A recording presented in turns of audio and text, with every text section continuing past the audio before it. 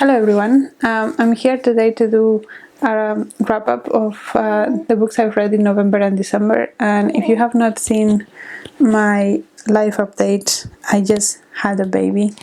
She's in my lap now in November, so I haven't read much, but I have 5 books that I've read, one just before she was born and the other 4 after she was born. So yeah, I just wanted to talk about them a little bit and update you on what I have read.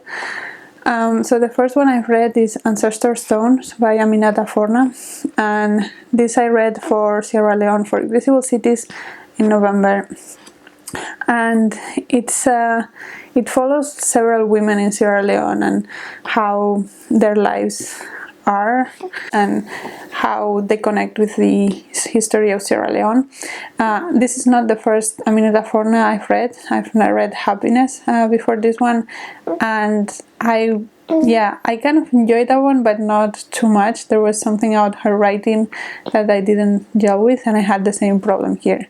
There's something about her writing that, even though it's very accomplished, I just don't get along with.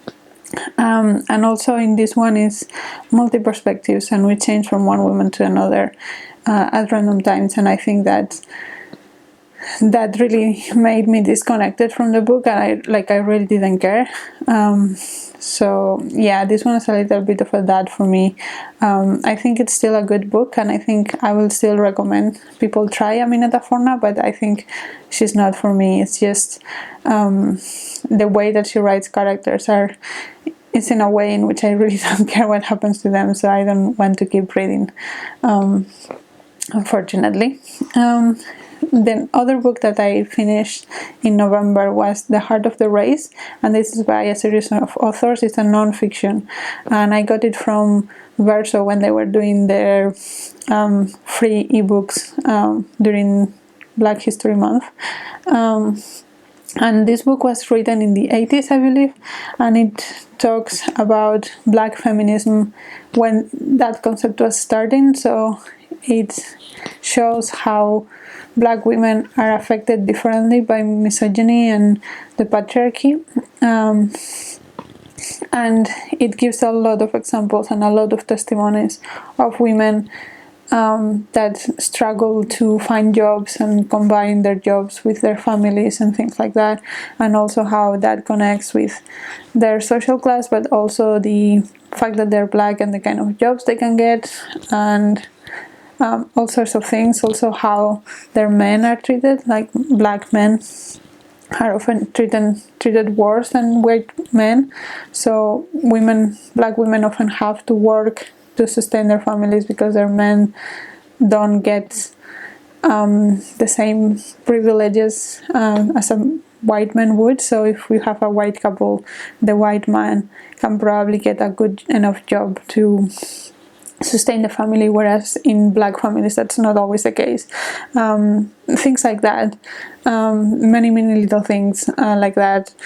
And as I said, there are testimonies, there are analyses, and it's very well thought, and it's very very well researched. And I think that what also struck me was that way through the book, so maybe like 20-30% of the book into the book, I was reading it, and I was thinking it was a current book, and then I checked and I saw that it was written in the 80s, and then it struck me how the 80s is like 30-40 years ago, and I was thinking that it was a current book because the issues are the same, which is really sad.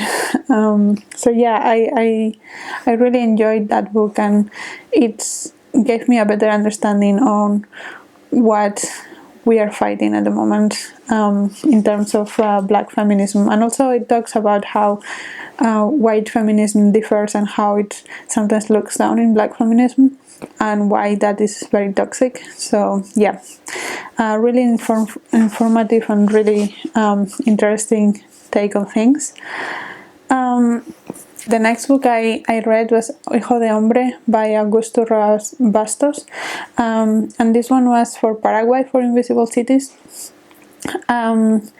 and it shows the story of the war in Paraguay and how it impacted the country. I thought that it was very beautifully written. I cannot talk about the translation. I don't know if it's translated. I read it in Spanish, but I found that the language was very beautiful and impactful, and I thought that it was effective at showing the horrors of war. I just don't know how specific about Paraguay it is. Like, I don't feel like I learned a lot about the specific war in Paraguay. I felt like I understood a lot more about war in general, but not particularly the one in Paraguay. So yeah, in that sense, I was hoping for a little bit more of history from the book rather than just war. I'm not particularly interested in war books. But yeah, I mean, it's still a good book. I just didn't get what I was hoping for from this book, which was a pity, but you know, it's what it is. And then the next book I finished was The Known World by Edward P. Jones, which won the Pulitzer in 2004. So this is a bit of an older book, and it's about slavery in the south of the US, basically, and it has a little bit of a different twist because it's a bit more nuanced. So it follows this freed slave that owns land and his conflict with owning slaves himself, which, yeah, it's, as I said, it's a little bit more nuanced than just the typical white master, black slave story.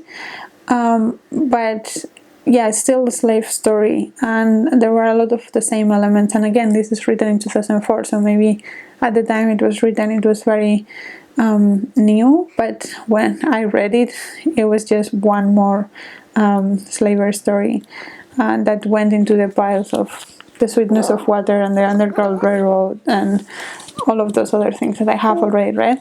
So it didn't have a very strong impact in me. But yeah, it was not a bad read, it was just not a very special one.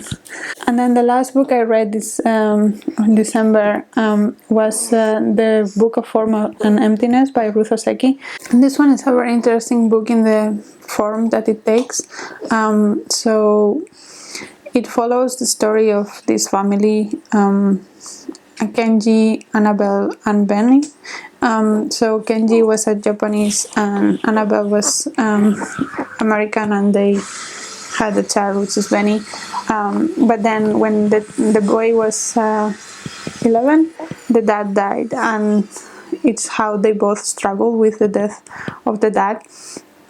And Benny has some mental health issues.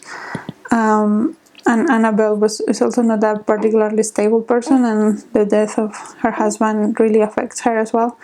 And this book follows their story and how the mental health issues of Benny go worse and then get better.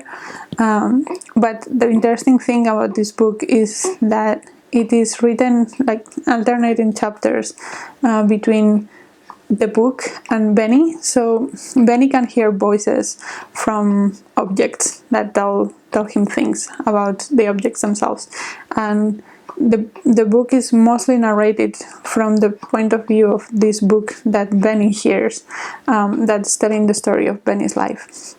But we have interspersed these little sections of Benny talking to the book, so it's like a dialogue between the book and Benny, and it uses second person. Benny is talking to the book and the book is talking to Benny, and I thought that structure really worked, and it was something that I never saw before, so I really appreciated the book for that. I would say that the end dragged a little bit, and it was quite rosy at the end. Also, there is this part in which Annabelle, the mother, gets kind of obsessed with this book that is called Tidy Magic, which it's really drawing off from the Marie Kondo book and the Marie Kondo show and all of that of tidying up. And and it does draw some connections with Japan that were a little bit forced for me, especially with the tsunami and the Fukushima disaster, which, by the way, also appeared in A Tale from the Time Being. So it feels like Ruth Ozeki was really shaken by that event and now includes her in all her books, which I don't know if it works, but yeah, there are a few things in the book that make it not perfect, but I really enjoyed it overall. I really enjoyed Ruth Ozeki's writing, and I thought that, again, like the conversational tone of it, from the book talking to Benny and Benny talking to the book, was really really something new and something that I really enjoyed seeing. It was very meta from the book. So yeah, those are all the books that I read in November and December. I'm not sure if some of them I didn't enjoy because I was not in the frame of mind of reading. I'm hoping that I'm getting back into it, so maybe I will be reading a little bit more next month. Definitely I will not have enough to make weekly wrap-ups anymore, so hopefully I will have enough to make monthly wrap-ups from now on. But yeah, I hope you enjoy. Let me know if you have read any of these books or what you have read in the last couple of months when I have been gone. And until next video, bye!